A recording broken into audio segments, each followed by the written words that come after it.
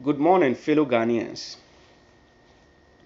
Please join me to observe a minute of silence for all Ghanaian citizens who pass away just because they were sick, needed help, but couldn't find that help, and in the process have to lose their lives.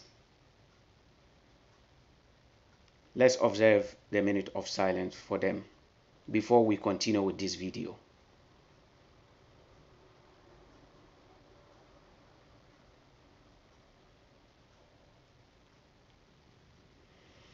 Now, also observe a minute of sadness, a minute of anger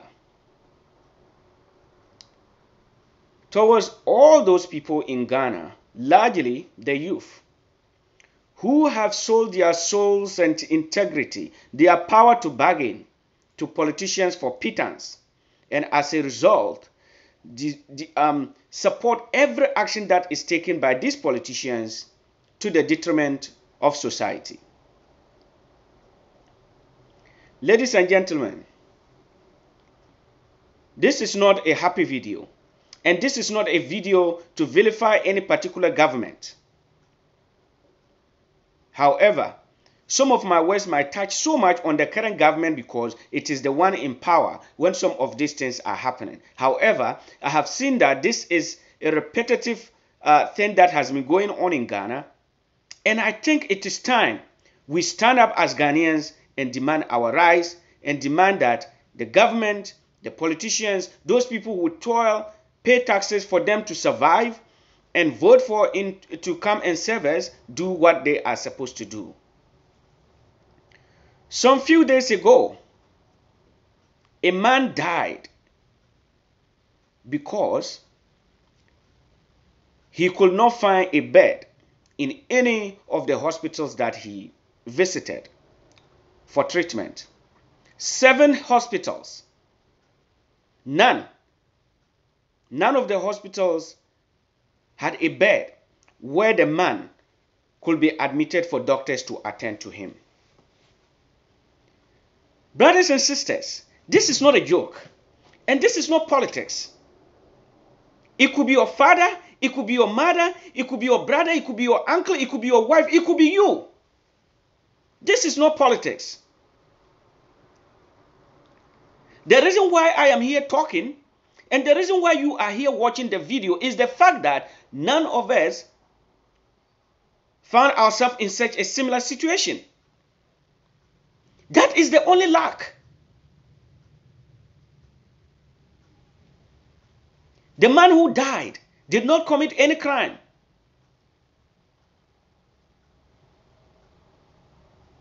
All that happened was that he was sick at the time when the government of Ghana had forgotten of all the citizens. Ladies and gentlemen, what kind of country are we living in Ghana when there are hospitals that are yet to be commissioned, yet the government is going around cutting short for new hospitals to be built? What kind of country are we living in? What type of country is Ghana that we have several nurses who are unemployed, yet community hospitals are sitting there empty without nurses to attend to sick people? What kind of country are we? What kind of country are we that there are several teachers who are sitting home unemployed, yet our children in the various communities are attending schools, packed in a classroom, about 50 people in a classroom, being attended to by one teacher? That some villages have no teachers and only one teacher has to manage about 4 or 5 classes. What kind of country are we? What kind of country are we that there are hospitals which have no doctors to attend to patients, yet there are doctors in Ghana who are waiting for the government to give them the clearance for them to be employed? What kind of country is this? I want you to pause here. Just stop right now and ask yourself, why are you voting? Why do you vote? For what? For what benefit? What do you gain from the elections that you have been taking part in? The purpose of leadership is for leaders to do for the masses what the masses wouldn't have been able or will not successfully have done in their own individual capacities. If the government is failing this basic need, this particular basic function of the government, why do you think we need elections?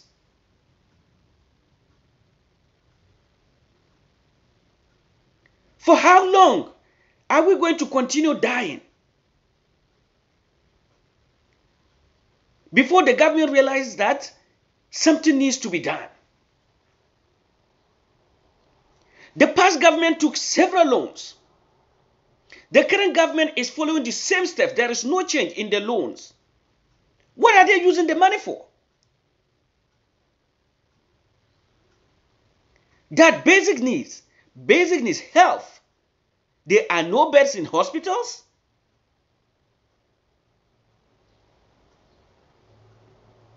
What is the use of our government then?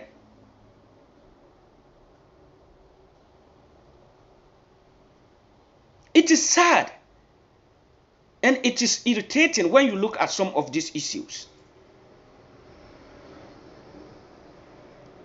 You know, time came I decided not to talk about politics again.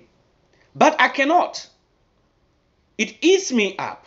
Because when I stop talking about politics, it means I am doing what I am preaching against.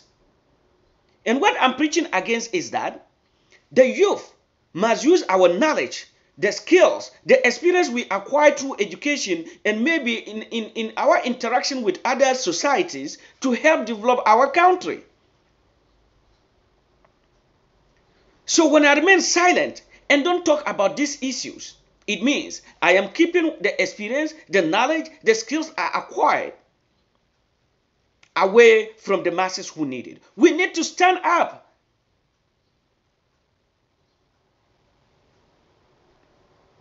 When are we going to say enough is enough? When are we going to rise up?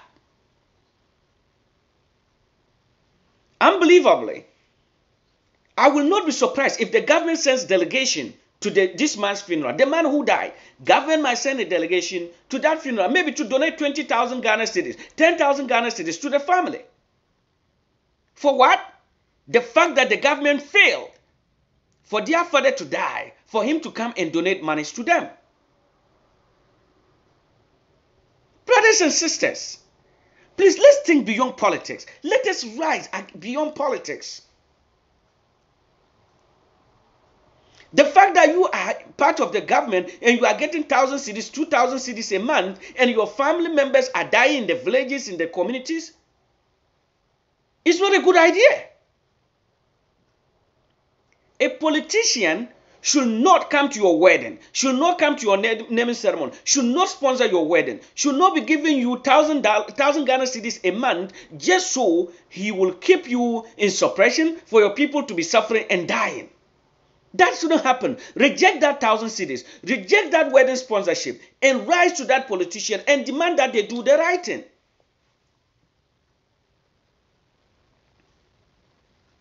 What is going on?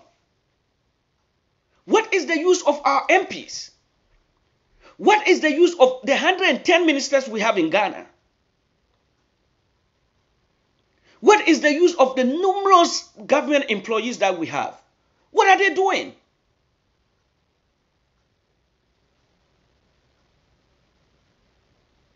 Why? Why should we have to go through this?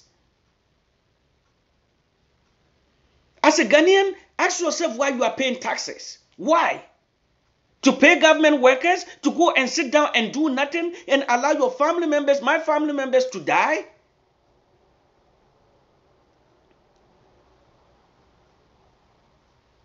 Why?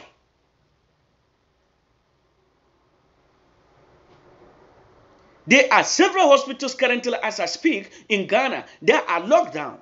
just because the government will not commission them or will not devote money to them for whatever reason. I don't know, and I don't want to even speculate. Why? Why can't we, the youth, rise up to tell the government enough is enough? You must do the right thing. We don't care. Do the right thing. Help our fathers survive. Help our mothers survive. And help our children survive.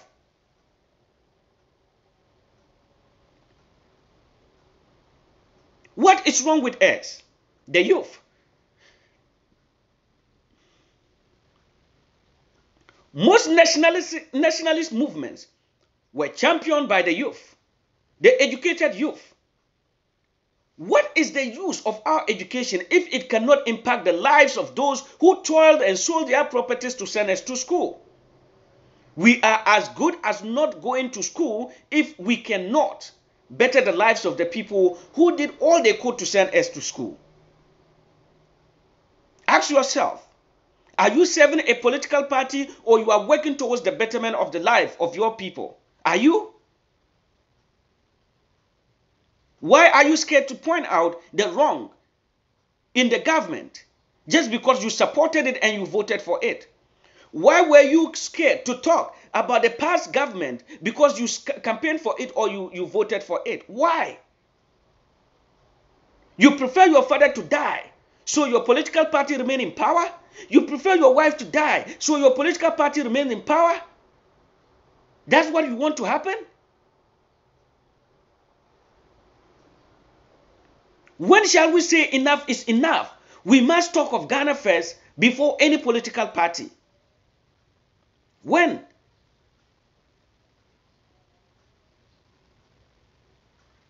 I am challenging Ghanaian youth today. Please, let's remove our political shirts, put them aside, and wear the Ghanaian flag and fight for the betterment of Ghana. Campaign season is over. If the government is not doing what it promised to do for us, we must ask them to do it. It shouldn't be just in this particular government. It should be in subsequent government, and it should be perpetual as we live. We cannot continue this way. We cannot. It takes just 5 minutes for MPs to approve loans for themselves. But it will take 10 years for them to come out with a plan that will impact the lives of the many Ghanaians. Why? Why should we join lines 4 a.m. in the morning till 9 p.m. in the evening to vote for them? Why should we go through snakes, scorpions, and swim through waters to vote for them to come to only save themselves and their immediate families? Why? Why can't we rise up against this?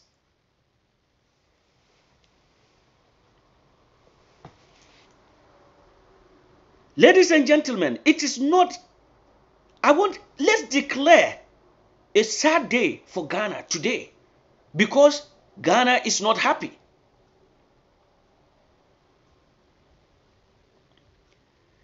I want the youth to sit down and think and challenge themselves.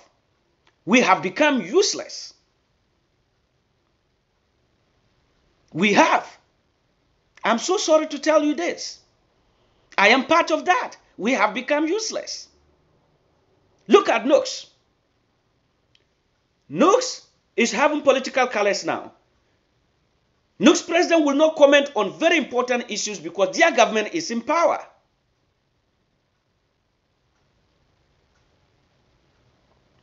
What is the use of those associations then? I challenge you to rise up today. Don't let it be your father before you complain. Don't let it be your mother before you complain. And don't let it be your wife before you complain. And perhaps don't let it be you before we come out to complain. Rise up.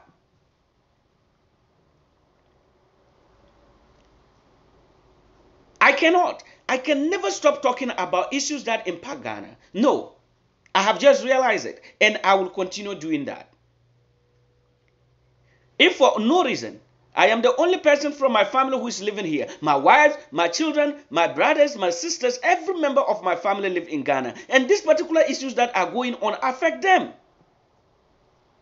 Please let us rise up. I am not asking you to rise up because your party is not in government. I am asking you to rise up because you are a Ghanaian. You are a citizen and not a spectator who has that mandate, the obligation, the duty to make sure that the people who toil and suffered and send you to school are benefiting from the education that they gave you.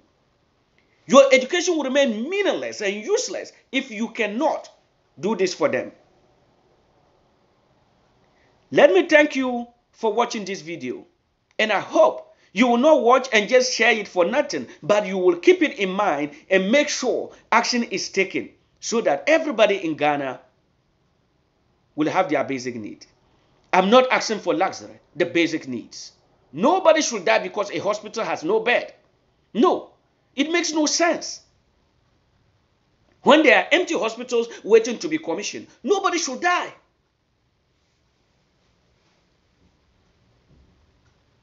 Call on the president, call on the ministers, call on your MPs, call on the DCs and MCs. Tell them to rise up. It is time we do this. Thank you and have a blessed day.